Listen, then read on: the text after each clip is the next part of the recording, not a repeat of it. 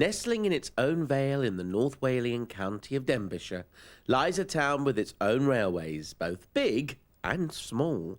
Today's postcard is from Llangollen in Denbighshire.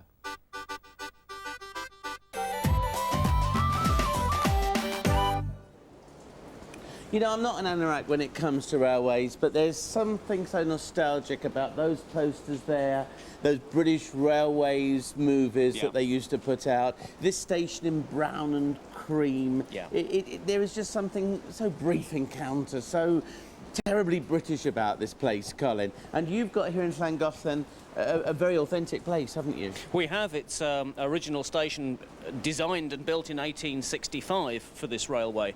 And it was abandoned when British Rail closed the line in the mid-1960s. We inherited it virtually in derelict condition and have rebuilt it pretty much to its former glories. We are looking forward to getting a grant from the National Heritage Memorial Fund of about £300,000 so we can do the essential repairs on the fabric of the building and get it into A1 condition. Was it left entirely intact after Dr. Beechin had his purge? Oh, no, not at all. Everything was stripped out that could be taken away. The track went, the signals went, obviously all the rolling stock went, and the buildings were vandalised. So we've had to put everything back from scratch. When did you actually start up again? In about 1975. So it's 21, 22 years now that since those first beginnings with 30-foot of track, we now run 8 miles. And we've got a very substantial operation here. So what part of Denbighshire do you actually cover on rail? We're in the south-east corner of the county. We're very close to the border with Wrexham and also with England, and we're surprisingly accessible by road now these days, and people think of Llangollen as being right, you know, in the heart of Wales, but in fact we're very close to the border. Yeah, and you actually, is this one of the terminus here? Well, this is the terminus now, but originally it used to be a through station. The tracks used to vanish under the bridge and go 5 miles up towards Llangollen, where they connected with the main line from Chester down to Shrewsbury. And what about that way? Well, it used to go right the way through via Corwin, Bala, Dolgeth line down to the coast at Barmouth and linked up with the Cambrian system, so it was one of the main cross-country routes. So it went up to Merioneth? Yes. Why do you think he shut it? Was there any call for him? I mean, you've got a nationalised Eisteddfod that's been going for absolutely ages. Surely people always wanted to come. Was that Dr. Beechin just a silly old fool? Well, I think he was. I'm not going to argue with that. He was blamed for a lot of things. He was asked to produce a report that said what are the costs of running a fully subsidised railway, a partially subsidised railway, or a railway that made the profit, and he put it in the hands of the government of the day. And it was, in fact, 2 governments of the day, both one Conservative one and then followed by a Labour government. And unfortunately, there were 2 railways across Wales. There's the one to the south of here, which goes via Newtown, the old Cambrian main line. And it was a toss-up between which of the 2 they were going to close. This one was earmarked for closure, and there was a vociferous campaign because of the Eisteddfod and the fact that it was used to a huge extent by local people. But I'm afraid fate took a hand, and in December 1964, the River Dee, you can see behind us here, roaring away. We can hear the wild roaring Dee, Indeed. Yes. Before they did the flood prevention works, it rose. It must be 20 feet. It actually came over the top of the wall here. It was onto the top of the bridge, and it washed the line out in a substantial part further back. So that really was the death knell for the railway in this area. So it's strange, isn't it, that the Dee runs parallel to this track, and yet there is perhaps your main culprit over there. Well, it was at the time. It's a bit more docile these days.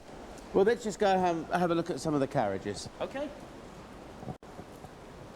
Well, this does remind me of the old steam trains in West Ruislip going up to Aylesbury, those trains would, and you pull those down, and you'd always look for the compartment on your own, wouldn't you? Indeed. So no one else was there. How do you actually run this whole line, though, Colin, the Llangollen line? Well, it started off being an entirely volunteer operation. It was basically a sort of an overgrown boys' club when it first started. Not mean that in a derogatory sense, but that was the motivation behind it. But rapidly, as the thing physically took shape, it demanded more and more looking after. Once they started going to 7 days a week running, the demands on people's spare time grew excessive. So the first few full-time staff were employed, and we've now got a core of about a dozen full-time and a dozen part-time staff. We've got about 180 working volunteers out of a membership of about 1,400. We feel we make a major contribution to the economy of the local area. Because we tend to draw a lot of our supplies, catering supplies, building materials, subcontractors, etc., from locally owned businesses in this area. And we tend to spend about £100,000 a year with locally owned businesses within a 10-mile radius. And how much did it cost to run? Well, running a railway is a bit of an act of faith. I mean, you set up a timetable for the following year, and we set out to spend, shall we say, over £500,000, and then we hope enough people come back and enjoy themselves to sufficiently pay the bills and give us a little bit extra, which we can reinvest in, you know, progressing the aims further. You've got three main liabilities or responsibilities, call it what you want. You've got the station itself, you've got the rolling stock, and then you've got the trains, presumably. Well, yes, they all take a lot of looking after in different ways. I mean, you can see the fabric of this station has had a minimal amount of maintenance over the last 50 years, which is why we're setting out a major refurbishment programme. You've got the other civil engineering structures on the line. We've got a big viaduct and a tunnel and various other sort of retaining walls and things. You've got the rolling stock itself, which again we've got a dedicated team of both paid staff and volunteers that look after it, and then you've got the steam locomotives, and they are every bit as individualistic and temperamental as they're made out to be. Prima donnas. Absolutely, and they can be. And just look at that footbridge. Look at the canopy there. Look how delicate that is, with the what I would call the sort of that zigzag. Yes, edge the barge and the boarding on the end. holes and all of that. I mean, it is so classy. Well, it's representative of an era where things were not just functional. A great deal of care and deal of pride went into the design and the manufacture and the implementation of things, and you can see this throughout many, many examples, not just on this railway, but also in other buildings of the period. And it's something that's carried through into the care that was lavished on the locomotives themselves. A little bit of decoration here and there, and I think it instilled pride in those that had to operate them and look after them as well. We're on the footbridge now, and you can see this zigzag canopy I was talking about. And down there, look, you've got the line, you've got that fabulous Denbighshire countryside over there, absolutely glorious. The church on the riverbank, and here is the River Dee itself. The River Dee that caused so many problems, Colin, all those years ago. And it really is a rushing, angry river, isn't it? Well, it's been quite quiet and docile for several weeks now. We've not had much rainfall, but in the last 48 hours it's rained a lot, and you can see it's started to come up. There's several events that take place on the river during the year from the canoeing fraternity, and quite often we assist by helping host events here because they like to use the river frontage on the station for some of the commentating, especially this particular point we're standing on now. As you can see, you see the whole sweep of the river right the way down through the bridge. Yeah, take a look at this. Absolutely glorious. Where do they hold the Eisteddfod in relation to here? Is it up over those hills? No, it's not. In fact, it has a purpose-built pavilion, the Royal International Pavilion, about a quarter of a mile up the road towards the Horseshoe Pass. And having worked in the past for the BBC, as you yourself have, I remember the days when it used to be a very large tent that was arranged on the field for the international event, but now it's a purpose-built building, quite magnificent, very high specification, a lot of facilities there. It's used all year round, not just for the Eisteddfod itself, but also for all sorts of functions throughout the summer. And it's proving an excellent venue for the town. I mean, not so long ago we had a hot air balloon festival here with laser light show and fireworks, drew about 15,000 people from all over the northwest to it. So again, it's another added bonus for the town. It's presentation time. Indeed, Russell, we're delighted to see you here, and I'm sorry about the level of liquid sunshine we've got today, but just to help keep you dry whilst you're visiting this lovely part of the world, have a hat. There we go. You know, I knew I was going to get something really silly before I finished the series. I think... Really silly? Looks a treat. Colin, they just said I look really daft. I can see it on you now. Look, you look like Farmer Giles there. No comment. No. All right, I'll take it. Needs must, when the devil drives the rain from the mountains. They'll see you coming now. Oh, thank you very much. Well, Llangollen, surely the town of railways.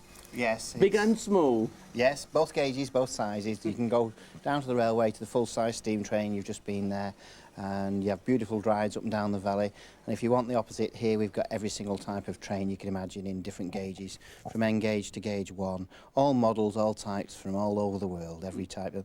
We've about 80,000 locomotives on view here, 22 layers. I'm just about to press this little red button down here, and that will set everything operating again. So how many tracks do you have here in the town? The main tracks in the full-size railways, there's a single line that runs for 9 miles, and then in this exhibition centre here we've got 22 model layouts, 7 of which the children or adults or the bigger children can play with, they can be operated as well. Plus all the other layouts work from push button for people to come along and operate them. They'll run for 3 or 4 minutes per push. Now, as a kid, I remember one very famous named Hornby. They don't operate anymore, do they? Yes, they do. They're down in Margate. They've got a long checkered career. They started off making metal trains, and the original Hornby 00 section is in the other room now. Their factory. They sold up, were bought by Triang in 1965 from Liverpool, and they moved the metal train side to Basildon. In Essex? In Essex, yeah, and they became Triang Wren. Right. And then we bought the Wren company in 1992 and moved it to here. And to really complicate things, Dapple, as a model railway company, sold a lot of their moulds last year to Hornby in Margate. And so we own the original Hornby 00 and they have the Dapple now, so we've sort of exchanged roles. As we concentrate on highly detailed, expensive scale models, and Hornby go for the mass production market of the UK. Oh, there we are. Well, let's go and see your factory and let these little trains keep running. I've even noticed Thomas the Tank Engine, one of his friends over here somewhere. Oh, yes.